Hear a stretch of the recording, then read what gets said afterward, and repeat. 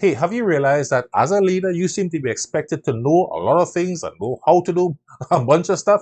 Yeah, that's because leadership involves lots of things. But leadership is about only one thing: people. And quite possibly the most important people skill that you can ever develop is that of connecting. I'm Jason, I'm the leadership guy, and I'm here to help you become a better leader. Recently, I was interviewed by a friend of mine, Dion Modera, for their church's podcast, and we got up to talking about exactly that point: connection in leadership. Check it out. So in one of the ways of defining connection is the ability to relate to and identify with people in a way that allows you to have influence with them. Yeah. It is not the getting of power. Yeah. It's not the getting of power.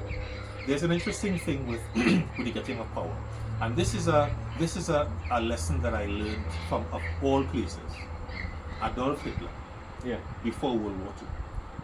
Prior to World War II and Adolf Hitler rising to the power and holding the title of Führer, before he got there, he tried to seize power. And he went to jail. One of the things that came as a result of that is he learned a very powerful and potent lesson. Do not try to take power. Allow them to give it to you. And that is exactly what he did. One of the reasons why he was so ingrained as a leader, and make no mistake about it, as a powerful leader, people gave him power. He had their permission to lead. So when we seek to lead people, when we seek to connect with people, we want to be able to identify with them, we want to relate to them. This is not the politician coming kissing babies. It's not that. That's fake. It's not that. This is genuinely be able to chat with people, to talk with people, to relate with people. I remember having an interesting conversation with a young man. I was spending some time at my mom's house, and just before leaving, I went by my neighbor. My neighbor had, they have a small farm. So I went there and I bought something, and as I'm waiting for it, this young guy comes.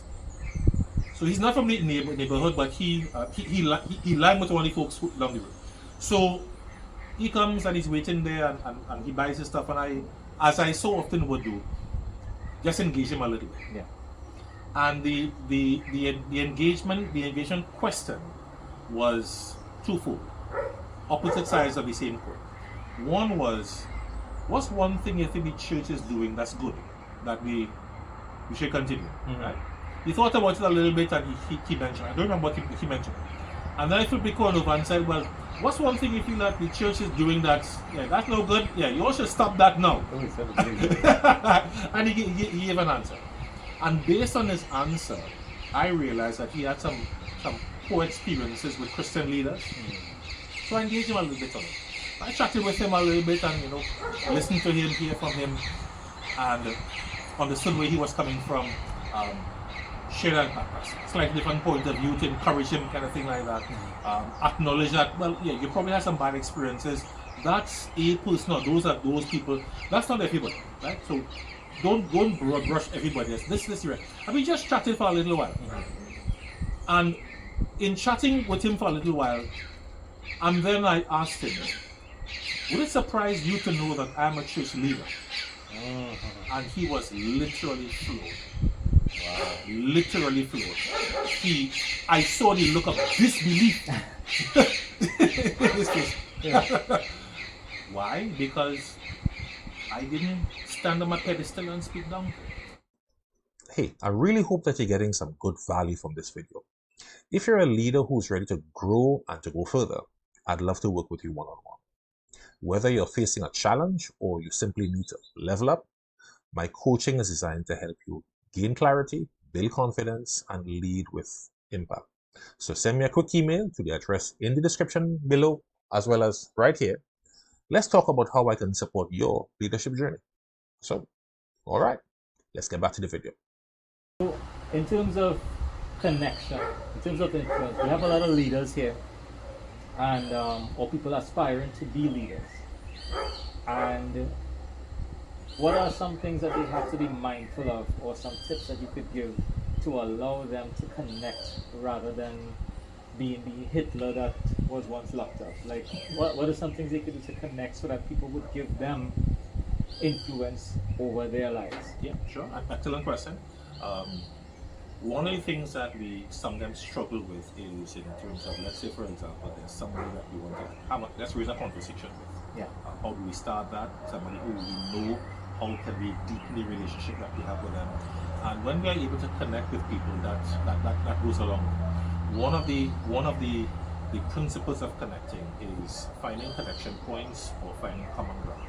If, for example, you and I are both believers, that's common ground. That's a connection point, right? Yeah. We can have a discussion around our common belief. Maybe it is that we are not both believers, or I don't know that you're a believer. Maybe your face looks familiar. What if I know Dion from such and such a place? That kind of It face. might be, it might be some, and it could be that we attended the same school at different times. It could be that we both shop at the same place. When we find areas where there is common ground or a point of connection, that allows us to step over the difficult stuff. Right? What should we talk about? What should I ask? those kind of things. People find commonality in there. My sister lives abroad. Yeah. She's lived abroad. She lives in England. She's lived there for 3 decades. And I remember her sharing an interesting incident in her very early days. She's driving, and the car passes her going in the opposite direction. She recognizes that there's a Trinidad and Tobago flag on the car. What did she do? She turned her car around. She chased down the other car, Yeah. flagged that person down, Wow. and was able to connect with them. Because they connected over the fact that we are both Trinidad. Connection requires effort, right? Exactly. Yeah. And oftentimes, the effort is required on the part of the person who is connecting, who wants to connect.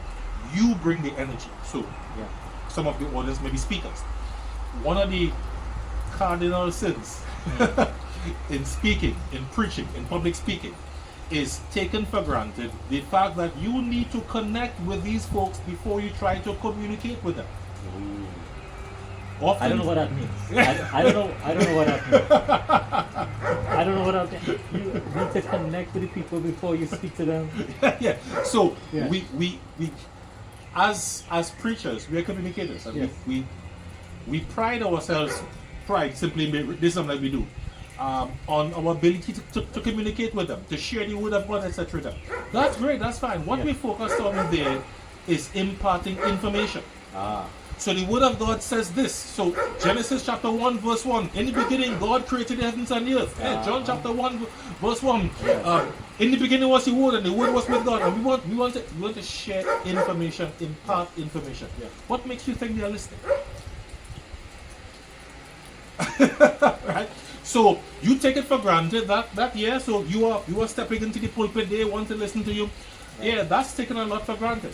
They might just be, their mind is on what I had for lunch, boy, all over the place. What's up with that? Exactly. Yeah, yeah. So if before we seek to communicate information, we take the opportunity to connect with them, and we can connect with them a number of ways. We can start with a story. This morning I was getting ready to do such and such, and this is what happened. Story. We are wired for story. Yeah. Someone starts telling a story, we perk up and listen and lean in Yeah. immediately. That smoothens the road.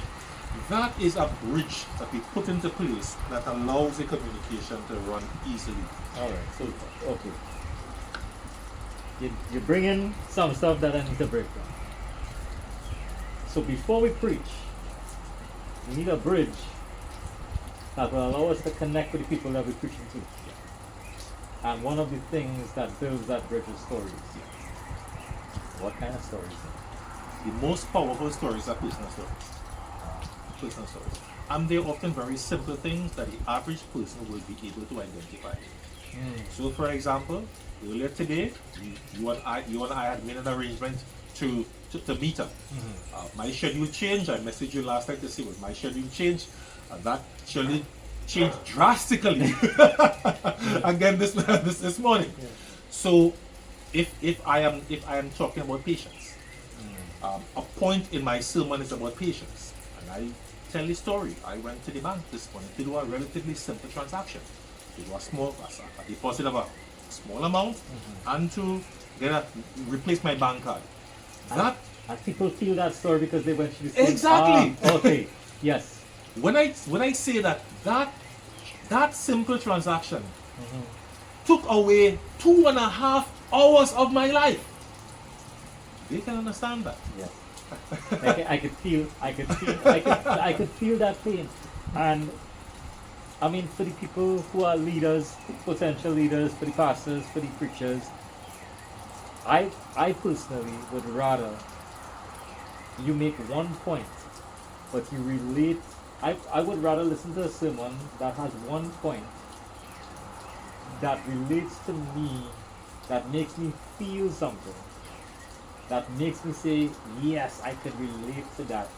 And only as you are opening this box, I'm seeing behind the scenes people who I like, because people who I like, they are storytellers right now.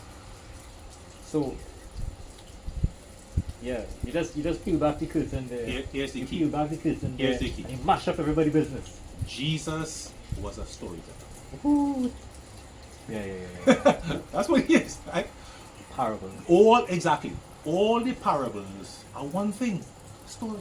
Because he could have come down and he could have been like, the word says this, the law says that, Moses said this, things said that, and then walked on. But it's the parables that taught the people. Exactly.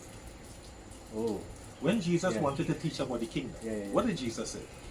The kingdom of heaven is like unto. And he told a story. about their lives. Exactly. They could identify with all of them. The farmers and the fishermen he told stories about seeds and fish. I was like most of the stories that's what the seeds and fish. Oh yeah. People And the understand. king and the widow, and you get people would have leaned in, I'm sure.